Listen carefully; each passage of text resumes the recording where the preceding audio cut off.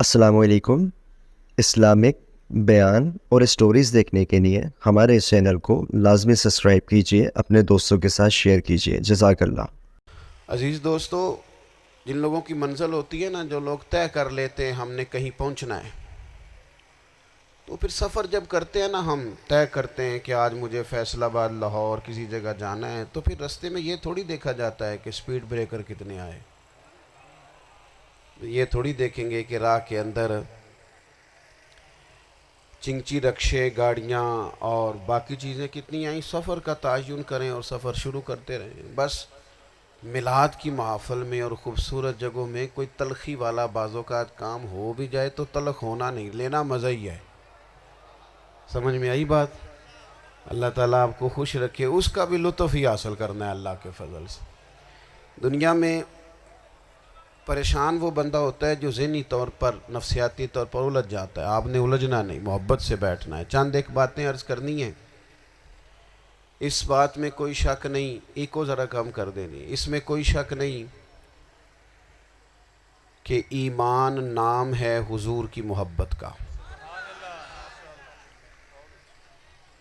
محبت مصطفیٰ کریم صلی اللہ تعالیٰ علیہ وسلم ایمان کی جان ہے، اور یہ دین اسلام کا بہت بڑا انعام ہے کہ وہ کہتا ہے کہ حضور سے پیار کرو۔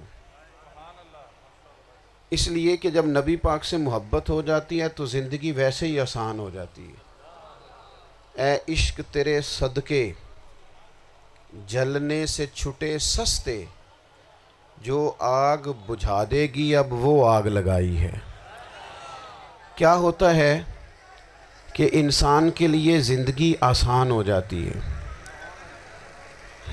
میں نے عرض کیا تھا کہ پتہ ہی نہیں چلتا کمانڈر ان چیف کون ہے۔ اللہ آپ کو سلامت، ٹھیک ہو گیا جی، اب آنے دیں دوستوں کو، بیٹھ جائیں جی۔ آپ لوگ آگے نہ ہو پیارے بیٹے، بیٹھ جاؤ جہاں جگہ نہیں، آپ اس طرح بھاگے دوڑے تو نانا، محفل میں آئیں، اس کا ادب کا خیال کریں۔ آپ تشریف رکھیں، بس بیٹھ جائیں جہاں جگہ مل رہی ہے۔ جو دوڑ کے آ رہے ہیں یہ اطمینان سے آئیں گے تو باوقار لگیں گے۔ اللہ آپ کو سلامت رکھے، برکت دے، ماشاءاللہ، اللہ تعالیٰ آپ کو برکات دے۔ اوہو، یہ اتنا مجمع کنٹرول نہیں ہوتا، کوئی بات نہیں، وہ انجی ہوتا ہے ہر روز تھا۔ نعرہ تکبیر، نعرہ تکبیر، نعرہ رسالت، نعرہ رسالت۔ بس جی بیٹھ جائیں، اب تشریف رکھ، جلدی سے بیٹھ جائیں جی۔ آپ جو کھڑے ہیں یہ غلط کر رہے ہیں، ایک سیکنڈ سے پہلے بیٹھ جائیں، فٹافٹ فٹافٹ، فیصلہ کرنے میں اتنی دیر؟ لو جی ماشاءاللہ ٹھیک ہو گیا۔ اب آپ توجہ، بولے نہیں جی، اب بولنا سوء ادب ہے، بولے نہیں، بڑی مہربانی، اطمینان سے بات سنیں۔ نبی پاک علیہ السلام کی جو محبت ہے نا، وہ انسان کے لیے زندگی کو آسان کر دیتی ہے۔ حضور سے پیار ہوتا ہے نا تو بندہ نفرت کرنی ویسے ہی چھوڑ دیتا ہے۔ حضور سے پیار کرتا ہے، ہرس ہوس لالچ ویسے ہی نکل جاتا ہے۔ جب حضور سے محبت ہو جاتی ہے، نماز پڑھنا، درگزر کرنا، درود شریف پڑھنا، قرآن پاک پڑھنا، دین کی خدمت کرنا، حتیٰ کہ جان دینا بھی آسان ہو جاتا ہے۔ نبی پاک علیہ السلام کی محبت انسان کو کبھی بھی پریشان نہیں ہونے دیتی، الجھنے نہیں دیتی، تازہ دم رکھتا ہے حضور کا پیار۔ شرط یہ ہے کہ محبت صحیح ہو، اصلی ہو، باطن میں ہو۔ یہ آپ کے ذہن کے اندر کبھی بھی کسی بدبو کو نہیں آنے دے گی، طبیعت کو تازہ دم رکھے گی، سکون میں رہیں گے۔ لیکن نبی پاک علیہ السلام کی محبت کے کچھ تقاضے ہیں، ان تقاضوں کو سمجھنا پڑے گا۔ بالخصوص امت اس وقت جس جگہ پہ کھڑی ہے، آپ دیکھیں کہ اتنی بربریت اور اس جیتے جاگتے دیکھتے ماحول میں کہ جس میں ہر چیز کیمرے کی آنکھ دیکھ رہی ہے، اس میں اس قدر زیادہ اسرائیل کی جارحیت، اس کے جواب میں دو تین تازیانے ہیں وہ سمجھنے والے ہیں۔ ایک ہے کہ میں کوئی جذباتی بات کروں گا، آپ اس کی تائید کر دیں گے۔ ایک ہے کہ پہلوؤں پر غور کرنے کا وقت ہے کہ اتنے کٹھن ماحول میں بھی اگر مسلم امہ کے لیڈر بیدار نہیں ہو رہے تو آپ کو پس منظر سمجھنا پڑے گا کہ ہم نے نبی پاک کی محبت کے تقاضوں کو نہیں سمجھا۔ حضور سے محبت ہے نا تو پھر نبی پاک کو تو سادہ طرز زندگی پسند ہے، حضور کو تو پسند نہیں ہے۔ اللہ کے محبوب نے تو دعا مانگ کے فقیری لی اللہ تعالیٰ سے۔ آپ کو پتہ ہے جب بندہ بہت زیادہ آسانیوں میں چلا جاتا ہے، بہت زیادہ اس کے پاس سہولیات ہو جاتی ہے، اس کا مرنے کو دل نہیں کرتا۔ خود نبی پاک علیہ السلام نے فرمایا قیامت کے قریب کافر تم پر جھپٹیں گے جس طرح بھوکے لوگ کھانے پر جھپٹتے ہیں۔ حضور کیوں، ہم تھوڑے ہوں گے؟ فرمایا نہیں، تمہیں دنیا سے محبت ہو جائے گی اور موت تمہیں بری لگے گی۔ اتنے بڑے بڑے بنگلے، عالی شان محلات، کس کا چھوڑ کے مرنے کو جی چاہتا ہے معاذ اللہ۔ نبی پاک کی محبت کا تقاضا سمجھو، ایسا نہیں کہ وہاں دولت آئی نہیں۔ حضور تو فرماتے ہیں کہ اللہ نے خزانوں کی کنجیاں میرے ہاتھ میں رکھ دی ہیں، لیکن میں نے عرض کیا مالک ایک وقت روٹی دینا اور ایک وقت کا فاقہ دینا۔ کنجیاں خزانوں کی اللہ نے دی۔ جب تک آپ اپنا طرز زندگی، یہ جو بہت دنیا کا پیار ہے نا، بہت زیادہ مرنے کی ہرس، یہ بہت زیادہ جینے کی ہرس، تو اللہ تعالیٰ نے قرآن پاک میں یہودیوں کا طریقہ بیان کیا کہ وہ کبھی مرنے کی تمنا نہیں کریں گے کیونکہ جینے کی ہرس رکھتے ہیں۔ نبی پاک علیہ السلام کے غلاموں، طرز زندگی جب تک سادہ نہیں ہوتا اور جب تک یہ دنیا کے جھمیلوں سے کسی کو دولت دے کر پیچھے کر دیا جاتا ہے، کسی کو عہدہ دے کر چپ کرا دیا جاتا ہے، کسی کو اقتدار دے کر چپ کرا دیا جاتا ہے، رسول اللہ صلی اللہ علیہ وسلم کے سچے غلام ان ایک بات کی سمجھ آ گئی تھی کہ ہمیں ہمارے رب نے کہا ہے قُلْ إِن كُنْتُمْ تُحِبُّونَ اللَّهَ فَاتَّبِعُونِي يُحْبِبْكُمُ اللَّهُ۔ اے محبوب آپ ان سے فرما دیں اگر رب سے محبت کرنا چاہتے ہیں تو آپ کی پیروی کریں، اللہ خود ان سے محبت فرمائے گا جب رب بھی ان کا ہو جائے گا، جب رب بھی ان کا کی محمد سے وفا تو نے تو ہم، یہ جہاں چیز ہے کیا، یہ لوح و قلم تیرے ہیں، اس کا کیا مطلب ہوا؟ لوح و قلم، قلم لکھتی ہے نا تقدیریں، مقدر فیصلے، تو لوح و قلم تیرے ہیں، اس کا مطلب یہ ہے کہ پھر رب کریم تیرے اوپر فضل کرے گا، اور وہ جن فیصلوں کی امت کو دیانت سے چاہت ہے اللہ اپنے فضل سے وہ فیصلے فرمائے گا۔ جب تک زندگی حضور کی غلامی کی طرف نہیں جاتی وہ اللہ تعالیٰ کی تائید نہیں پاتی۔ حضرت عبداللہ ابن حذافہ رضی اللہ تعالیٰ عنہ کو رومیوں نے قید کر لیا تھا، اور جب رومی آپ کو قید کر رہے تھے، پکڑ رہے تھے، جنگ میں کچھ موڑ ایسا آ گیا کہ بظاہر مسلمانوں کے قدم پیچھے ہٹ رہے تھے، تو 1000 آدمی نے، 100 آدمی نے مل کے آپ کے گرد گھیرا ڈالا اور بڑی مشکل سے آپ کو گرفتار کیا۔ جب بادشاہ کے سامنے لے گئے نا تو بادشاہ سے اس کا سپہ سالار کہنے لگا کہ بندہ ضائع کرنے والا نہیں، یہ بات سمجھیں آپ، ہماری طبیعت کے مطابق جو بندہ پورا نہیں اترتا ہم ضائع کر دیتے ہیں۔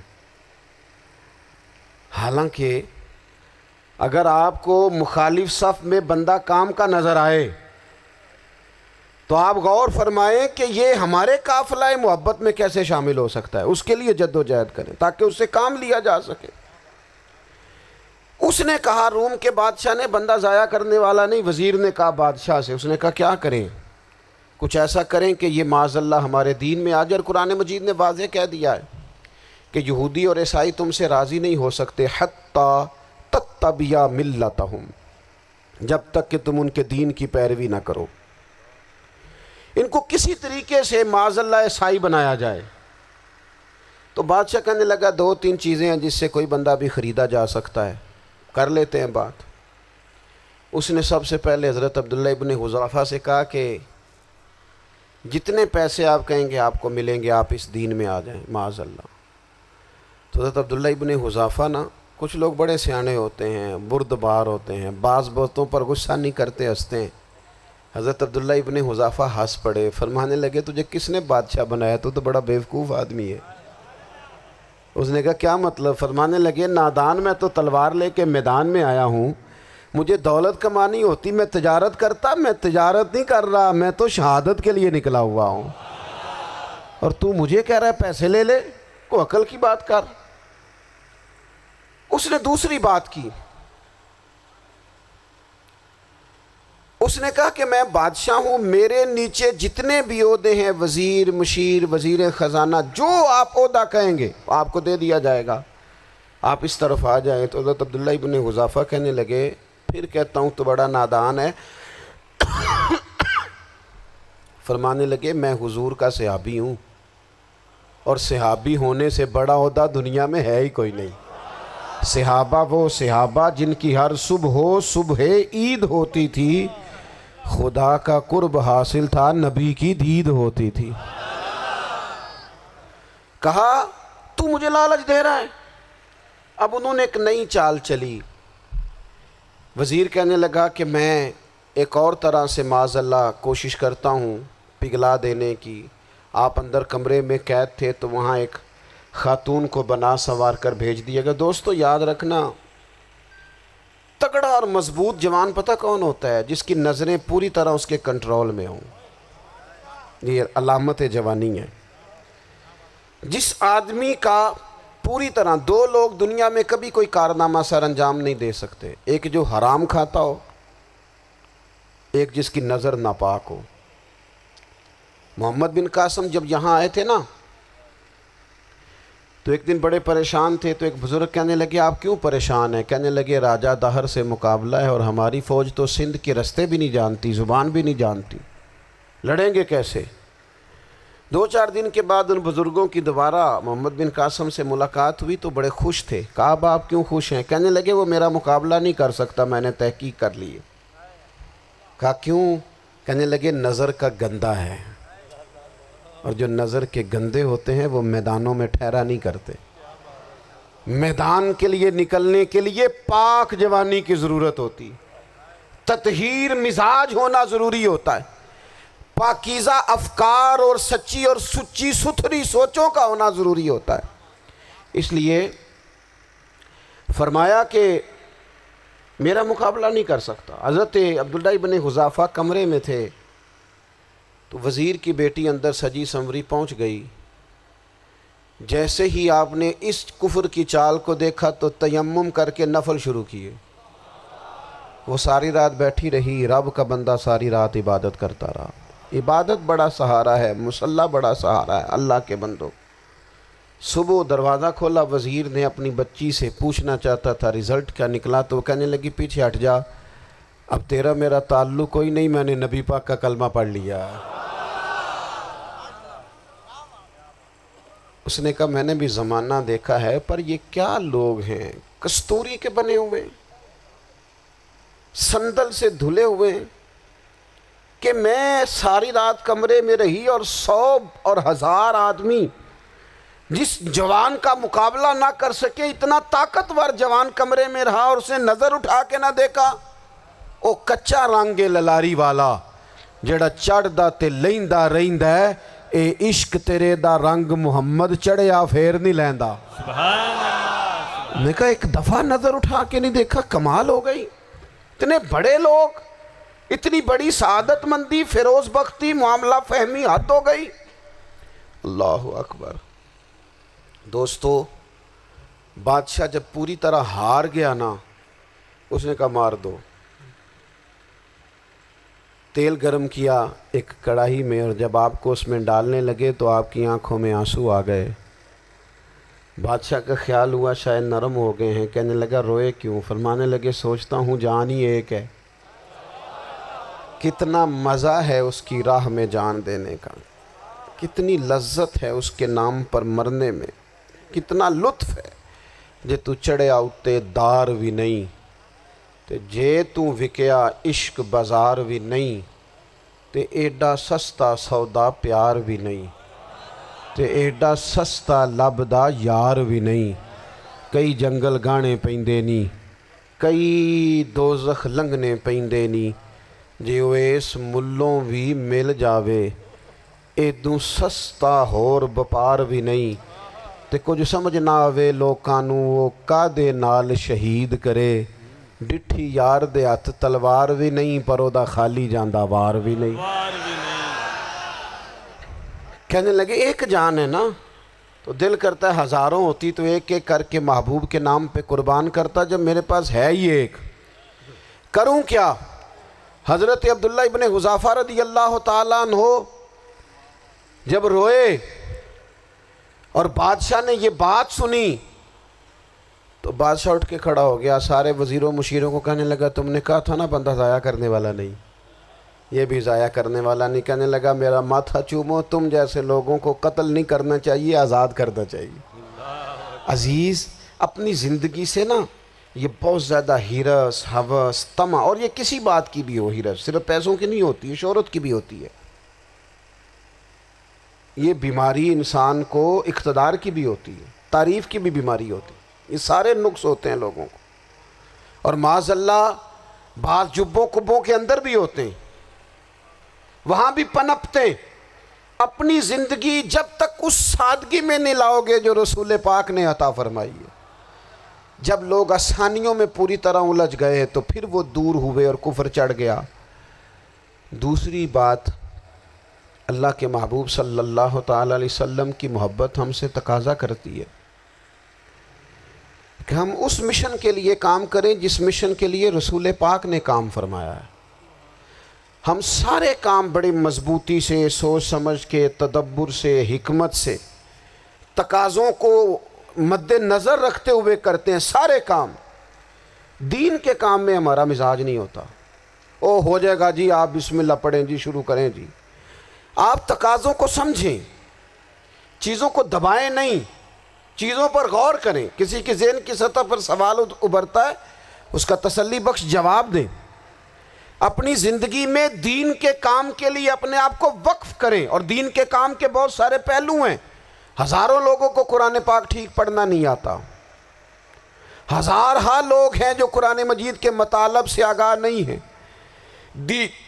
दीन की बुनियादी ज़रूरियात से लोग नाबलद हैं।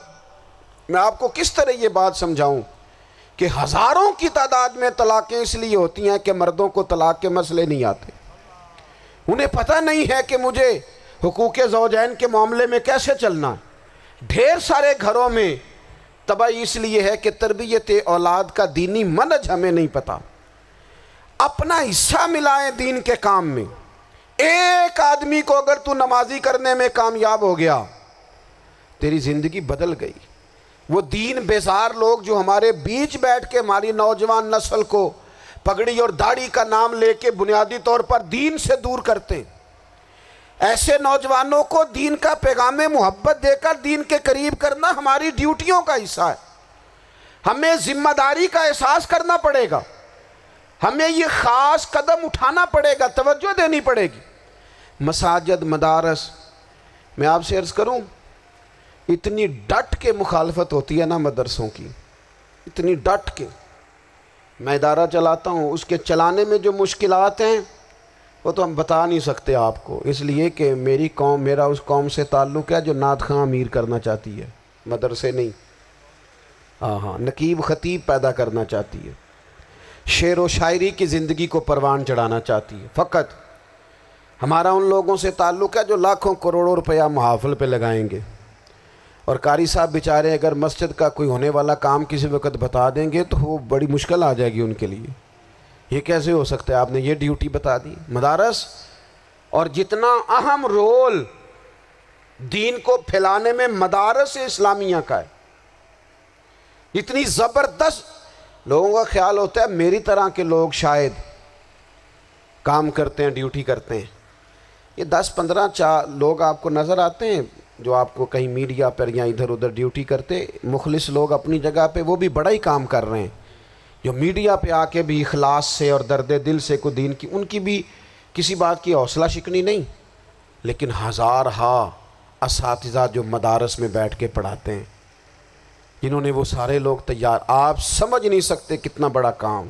हिफ्स का उस्ताद जो होता है ना, उसकी ड्यूटी 24 घंटे होती है फजर से पहले, और उसने बच्चों को उठाना। तनख्वाह तो हम उन्हें देना नहीं ना चाहते जी, तनख्वाह नहीं दी उन्होंने, हम भी मौलवी अमीर ना हो जाना। ਮੌਲਵੀ ਨੂੰ ਤੇ ਸੂਟ ਵੀ 27ਵੀਂ ਵਾਲੀ ਰਾਤ ਦੇਈਦਾ ਤਾਕਿ ਕਿਧਰੇ ਸਵਾਂ ਕੇ ਈਦ ਵਾਲੇ ਦਿਨ ਪਾ ਨਾ ਲਵੇ, क्योंकि 27ਵੀਂ ਤੋਂ ਬਾਅਦ ਤੇ ਦਰਜ਼ੀ फटता ही कोई नहीं, क्यों हज़रत? ऐसा ही है ना, उस वक्त तो नहीं ना लेता। तो हम चाहते हैं मौलवी हमारी मर्ज़ी के हमारी तरह का सूट ना पहन ले। मदारस की मजबूती आप ये देख लें, ये सलाहुद्दीन अयूबी का ताल्लुक़ भला किस चीज़ से था? गौसे आज़म के मदरसे से। हुजूर गौसे आज़म के मुरीदों की जमात इसके साथ शामिल थी। कौन लोग थे जिन्होंने मदारस से फैज़ पाया? राज़ी और गज़ाली, हुजूर गौसे आज़म, ख्वाजा अजमेर, ये सब लोग मदारस के लोग हैं। कमज़ोरियाँ हैं, गलतियाँ हैं, बहुत सारी चीज़ों की इस्लाह की ज़रूरत है, लेकिन ये दीन का बहुत बड़ा किला होता है मदरसा, लेकिन इसकी मुखालफत की जाती है। मुझे बताइए, अगर मदरसों में कमज़ोरियाँ हैं तो कॉलेजों यूनिवर्सिटियों में नहीं हैं? हमने कभी मुखालफत की है बंद कर दो सारे? लेकिन लोगों का जब ख्याल आता है, जब हमारे एक साहब वज़ीर साहब थे सरेरा, किसी दावत में मेरी उनसे मुलाकात हो गई तो उन्होंने कहा मदरसों का किरदार क्या है आज के माहौल में। मैंने उन्हें कहा कि मुख्तलिफ़ कोर्सेज़ आप कराते हैं ना, तो उसके लिए फिर मुख्तलिफ़ वैकेंसीज़ होती हैं। जहाँ बच्चों को मदरसे का कोर्स कराया जाता है तो उस्ताद बनना होता है, उसने ख़तीब बनना होता है, मस्जिद की ड्यूटी करनी होती है। मैंने कहा बिल्कुल कोई हुकूमत सरपरस्ती नहीं करती, लेकिन अल्लाह का फ़ज़ल है। कभी आपने को मस्जिद सुनी है जिसमें जुमे वाले दिन मौलवी ना मिला हो जुमा पढ़ाने के लिए? कभी आपको रमज़ान में ऐसी मस्जिद मिली है जिसमें कुरान मजीद सुनाने के लिए हाफिज़ ना मिला हो? ये हो सकता है किसी हाफिज़ को मस्जिद ना मिले। तो मदारस के ज़िम्मे जो काम था मदारस ने जम के किया है और डट के किया अल्लाह के फजल से। और मदारस के लोगों को भी कमज़ोर नहीं पड़ना चाहिए, कभी किसी वज़ीर मशीर मालदार के रोब में नहीं आना चाहिए, कतन नहीं। क्यों? कि ये वो अजीम लोग हैं रसूलुल्लाह सल्लल्लाहु अलैहि वसल्लम के दीन के ग़ुलाम, कि अभी एक लफ्ज़ नहीं पढ़ा होता अलिफ बा ता सा, पहले दिन घर से निकलते हैं तो हुजूर फरमाते हैं अल्लाह के फ़रिश्ते इनके पैरों के नीचे पर बिछा भी देते हैं। पहले दिन इतना बड़ा एजाज़ मिलता है। तो हुजूर की मोहब्बत का तकाज़ा है, दीन का कोई काम किया जाए। एक खातून मस्जिद नबवी शरीफ में झाड़ू देती थी, पर कोई काम तो करती थी ना। और किस मस्जिद में? जहाँ 70,000 फरिश्ते सुबह आते हैं, 70 शाम आते हैं। उस मस्जिद में वो खातून झाड़ू देती थी। बुखारी है, जब उनका इंतकाल हो गया सहाबा ने सोचा कि हुजूर को तकलीफ़ होगी, बग़ैर बताए जनाजा पढ़ दिया। हुजूर सुबह तशरीफ़ लाए, ताज़ी कब्र देखी, और महबूब वो हैं जो फ़र्श पे खड़े होकर अर्श की ख़बरें देते हैं। नबी पाक अलैहिस्सलाम ने फरमाया कि मुझे इत्तला क्यों नहीं दी इसके इंतकाल की? ये करम देखो, कोई ड्यूटी तो करती थी ना यार, पर खुलूस से, पर प्यार से, पर अल्लाह को राज़ी करने के लिए, पर दर्द दिल से।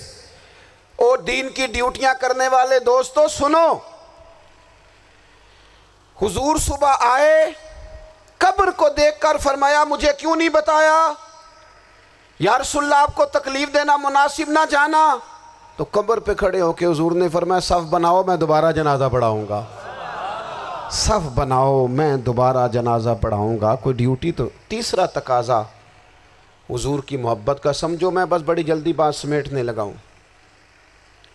हुजूर की उम्मत से प्यार करो, ये नबी पाक की मोहब्बत का तकाज़ा है।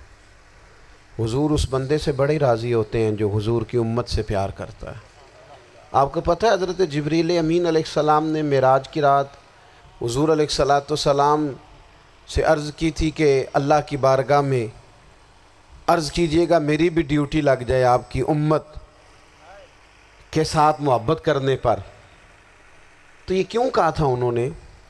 उलमा ने लिखा इसलिए कहा था कि हज़रत जिब्रील भी जानते हैं कि हुजूर की उम्मत से मोहब्बत की बात की जाए ना तो नबी पाक राज़ी होते हैं।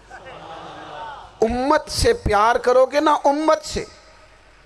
एक सिर्फ बात का ख्याल रखना, अकीदा बुरा हो तो बात दूसरी है, वरना मेरे महबूब की उम्मत का एक एक शख्स जो मदीने वाले का कलमा पढ़ता है, जो हुजूर का ग़ुलाम है, उसके बारे में अपने दिल में गुंजाइश रखना, प्यार रखना, वारफ्तगी रखना।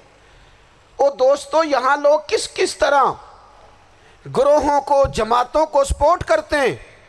नबी पाक ने इस उम्मत की कसरत पर फ़ख्र बयान किया اور حضور فرمانے لگے 120 صفیں جنتیوں کی ہوں گی، قیامت میں 80 صفیں صرف میری امت کی ہوں گی۔ میں کثرت امت پر فخر کروں گا۔ ان لوگوں سے پیار کرنا ہے، ان کے دکھ درد کو سمجھنا ہے۔ پتہ ہے آج کیا ہوتا ہے؟ آج ہمیں نا مختلف چھوٹے چھوٹے ملکوں میں بانٹ دیا گیا، تو ہم کسی دوسرے مسلمان بھائی کا درد نہیں محسوس کرتے، ہم گھروں میں نہیں محسوس کرتے۔ پڑوسی پر ظلم ہو رہا ہو تو ہم کہنے پتر ساڈا نہیں مسئلہ، یہ مسئلہ ہے، تینوں کی لگے۔ حالانکہ پڑوسی کی آگ اس لیے بھی کسی وقت بجھا دینی چاہیے کہ پڑوسی کی نہ بجھائی جائے تو اپنا گھر بھی زاد میں آ جاتا۔ آج امت مسلمہ سے ہمیں بس لگا دیا گیا اپنے حصے کی روٹی کماؤ، اپنے حصے کی کوٹھی بناؤ، اپنے حصے کی گاڑی خریدو، اپنے حصے کا کام کرو۔ امت کا درد، امت کی بات، وحدت امت کا تصور، امت کا دوبارہ سے وہ شان ارسل رسولہ بالہدی ودین الحق لیظہرہ علی الدین کلہ، وہ تصور کب ہوگا؟ اس وقت ہوگا جب ہم بات امت کی کریں گے۔ نبی پاک علیہ السلام نے فرمایا مسلمان کی مثال ایک جسم کی طرح ہے، جسم کے ایک حصے کو تکلیف ہو تو سارا آزمائش میں آ جاتا ہے۔ مجھے بتاؤ یہ انگلی درد کرتی ہو، یہ انگلی جسم کا حصہ ہے نا، تو میرا خیال ہے دماغ یہ کہہ دے گا کہ انگلی کی درد ہے نا منو کی لگے، دل کہہ دے گا کوئی نہیں ٹینشن لینے انگلی کا مسئلہ ہے نا۔ ایسا نہیں ہوتا، بلکہ جب انگلی میں درد ہوتی ہے تو دماغ منصوبہ بندی کرتا ہے کہ اس کا علاج کیسے ہو سکتا ہے، دل پریشان ہوتا ہے، پیر چل کے جاتے ہیں، ہاتھ وہ دوائی وصول کرتے ہیں، دانت اسے چبا کر، حلق اسے نگل کر، معدہ اسے ذخیرہ کر کے جسم میں پھیلاتا ہے، پھر جا کے انگلی شفا پذیر ہوتی ہے۔ ایک حصے کو درد ہو تو سارا حصہ کام پہ لگ جاتا ہے۔ اسرائیل اگر تکلیف دے رہا ہے فلسطینیوں کو تو ہونا چاہیے تھا نا بعض مسلمان حکمرانوں کو نیند نہ آتی، وہ درد دل محسوس کرتے۔ ہونا چاہیے تھا نا کہ بعض لوگ یہاں ہم کیا کرتے ہیں بھلا بیٹھ کے، اب تو مجھے بعض چیزوں سے کوفت بھی ہونے لگا، ہم دیتے ہیں بیان، مذمت۔ آپ کے بیان دینے سے کیا ہوگا؟ فلانے نے بھی بیان دے دیا، فلانے نے بھی کلپ دے دیا، یہ کیا کر رہے ہیں؟ یہ تو آپ زندہ رہنا چاہتے ہیں۔ وہ جس طرح آج کل ہمارے ہاں بہت ساری چونکہ جماعتیں ہیں تو کشمیر ڈے آتا ہے نا تو مل کے ریلی نہیں نکالی جا سکتی، سوال نہیں پیدا ہوتا، کیونکہ ہمیں جماعتوں کو زندہ رکھنا ہے۔ اس جماعت کی خبر الگ لگنی چاہیے، اس جماعت کی خبر الگ، تو ایسے کوئی انقلاب آئے گا؟ یاد رکھنا امت کو پوری کو ایک طاقتور آواز بننا پڑے گا، ہمیں تھوڑا تھوڑا اوپر اٹھ کے سوچنا پڑے گا۔ خدا را اللہ تعالیٰ مجھے معاف کرے اگر کوئی بات میں سطحی کر رہا ہوں، دل کی گہرائی سے عرض کرتا ہوں اب تو بڑا سخت وقت آ گیا۔ اب چونکہ اب تو کیمرے کی آنکھ آئی ہے تو وہ زخمی بچے دیکھے نہیں جاتے، وہ تڑپتی مائیں دیکھی نہیں جاتی، وہ سسکتی اور آواز دیتی بیٹیاں سنی نہیں جاتی۔ وہ آوازیں ایسی ہیں جیسے وہ رات کے سناٹوں میں چیخیں بن کے لوگوں کو جگایا کریں گی۔ خدا را کچھ جرم ایسے ہوتے ہیں جن کی سزائیں بڑی سخت ہوتی ہیں، جن کی معافی بڑی مشکل سے ہوتی۔ اپنے اندر جذبہ ایمانی پیدا کریں۔ اور میرے دوستو بستر پر بھی تو لوگ ماری جایا کرتے ہیں نا۔ اپنی زندگی رسول اللہ صلی اللہ علیہ وسلم کے دین کے نام کرو۔ جذبہ جہاد، شوق شہادت اور عشق رسول، یہ عناصر ہیں جو امت مسلمہ کو پیروں پر کھڑا کریں گے۔ 2 منٹ کے لیے سوچو، امت اگر اسی طرح کٹتی رہی، پریشان رہی، دکھتی رہی اور باری باری کر کے، اقبال نے کیا کہا تھا؟ اس نے کہا تھا وطنوں میں، انہوں نے کہا تھا کہ ان تازہ خداؤں میں بڑا سب سے وطن ہے، جو پیرہن اس کا ہے وہ مذہب کا کفن ہے۔ تو اقبال ہم کیا کریں؟ کہنے لگے بازو تیرا توحید کی قوت سے قوی ہے، اسلام تیرا دیس ہے، کیونکہ تو مصطفی ہے۔ تو بحیثیت مسلمان سوچنا شروع کر، بحیثیت مسلمان، اور یوں تو سید بھی ہو، مرزا بھی ہو، افغان بھی ہو، تم سبھی کچھ ہو، بتاؤ کہ مسلمان بھی ہو۔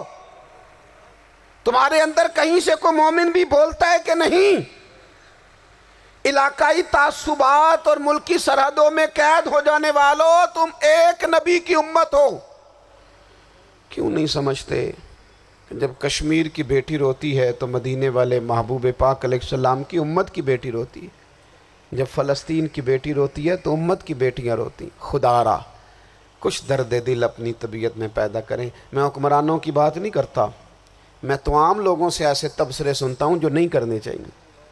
وہ نہیں جی نہیں، دوسرا رخ بھی دیکھو، عام آدمی اٹھ کے، عام لوگ بھی یہ خطرناک سوچیں اور ان سے خوفناک نتائج برآمد ہوں گے۔ تو 3 باتیں میں نے آپ کی خدمت میں عرض کی ہیں۔ ایک تو کوشش کریں اپنی زندگی کے اندر کہ زندگی کو سادہ کریں، پیسہ ضرور کمائیں لیکن پیسے سے پیار نہ کرو، پیار تو مدینے والے رسول سے کرنا۔ دولتیں، ہرس، ہوس، طمع، ان سے باہر آؤ۔ اور دوسری گزارش آپ کی خدمت میں یہ عرض کی ہے، کچھ نہ کچھ دین کا کام، اور اس میں بھی شہرتوں سے بچتے ہوئے، تصویروں سے بچتے ہوئے۔